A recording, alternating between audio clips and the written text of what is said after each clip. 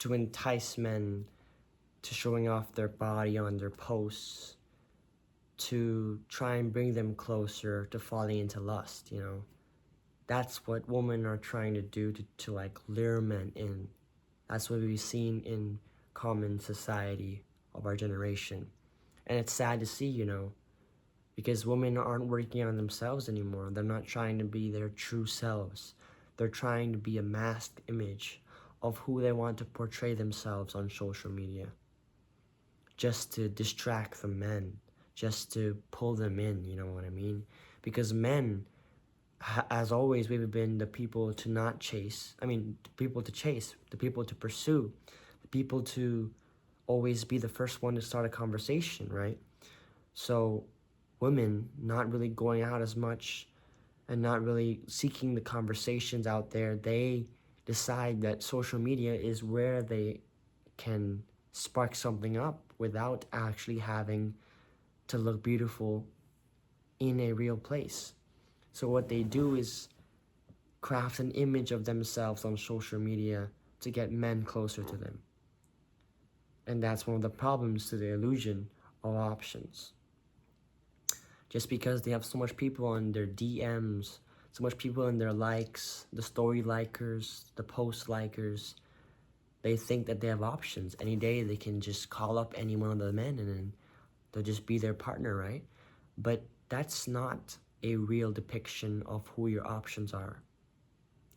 Because your real options, they have the same interests as you, they have the same likes as you, they have similar qualities, you know, because if you only have one, if you're meant to only be with one partner at the end of your life, then you don't need to spend your time constantly searching and looking for people that are only going to waste your time.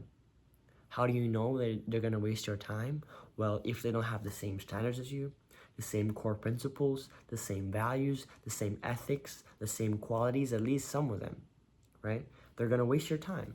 They're just going to be there to be part of the hookup culture, going to be there just to be part of your attention-grabbing heart. You know, your heart is not meant to just be full and filled with everybody else's attention. We need the silence, we need the peace to learn who we are, right? And then from there we can have a partner. And we only get one partner. We're supposed to live a life of fidelity, not infidelity, you know? We're supposed to live a fulfilled life to where we don't need everyone else's attention, everyone else's approval. We just need that one person that matches us, that fixes us, you know? They don't have to fix us necessarily, it's just a metaphor, essentially. But yeah, and you know that.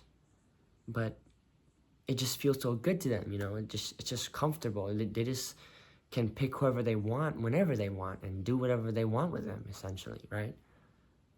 But is that a life that they want to live? Is that a life that we want to live?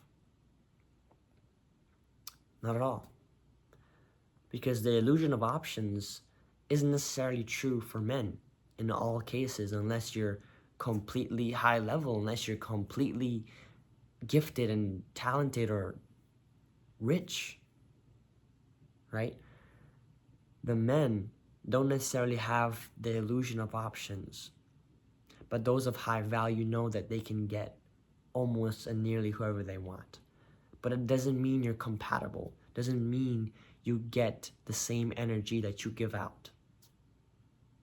Being compatible to an option, not an option, being compatible to a person, don't say an option anymore.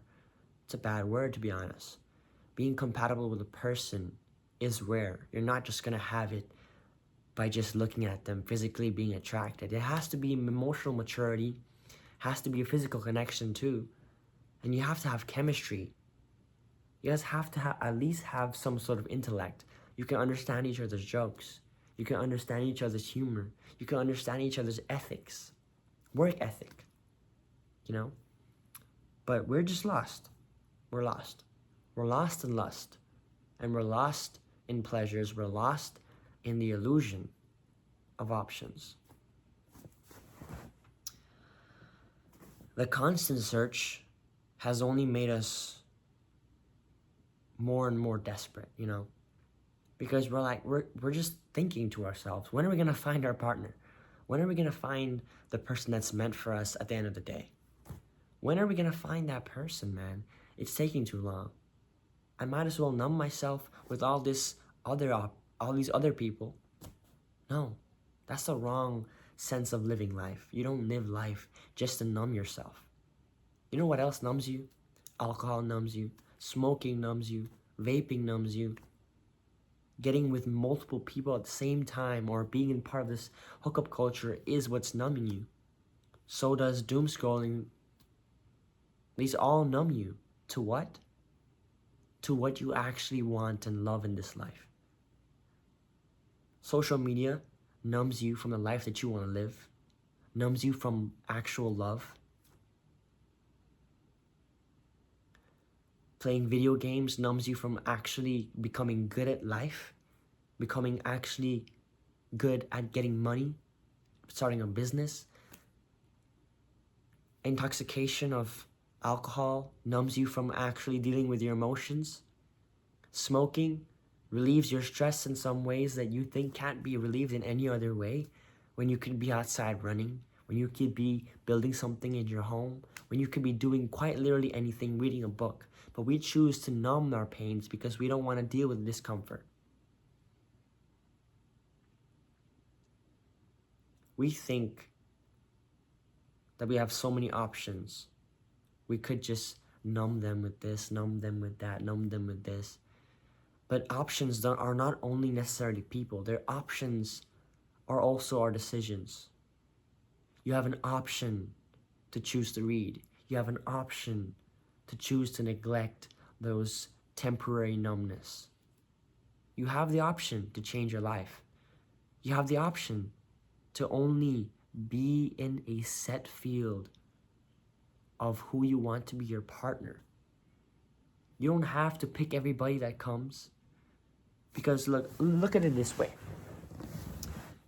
Some people are going to like you, okay? Some people are going to like you. They're going to like you for who you are. They're going to like you for what you look like. But you don't like them. And that's just how life goes. Doesn't mean they're an option. Doesn't mean they're a future partner if you can't connect with them. Just because you have the ability to doesn't mean you need to go. Doesn't mean you have to go. Just because you have the opportunity to smoke, to be with a bad friend group, to waste your life away, doesn't mean you're going to do it, right? You are given the option with free will. We have the freedom to do whatever we want almost. But there's going to be consequence. If we choose the short-term pleasures, we're going to have consequence of our lives being lost. We're going to lose years upon our lives. And if we choose the short-term pleasure of having multiple partners or a lot of partners, then we lose our sense of ability to connect with someone deeply. Because when somebody gets with somebody and they do the most intimate form of connection, you're gonna build a soul tie. And you cannot break that soul tie for a number of years, maybe even till the day you die. That's why waiting till marriage and dating to marry keeps you pristine and to not have a grudge upon your heart. That's why it's so necessary. The illusion of options is not an illusion if you can see it clearly. We can see it clearly, yet we want to choose to run away from it. We can see clearly that you don't really have all these people, all these options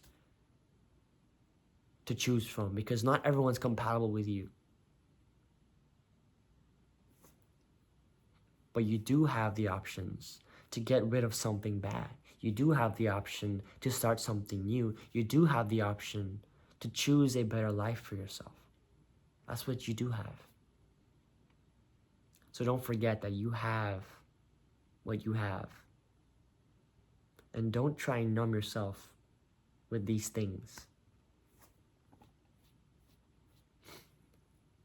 I think that's all today, guys. Stoic Tang here. And I hope that you aren't caught up by the illusion of options. Peace out.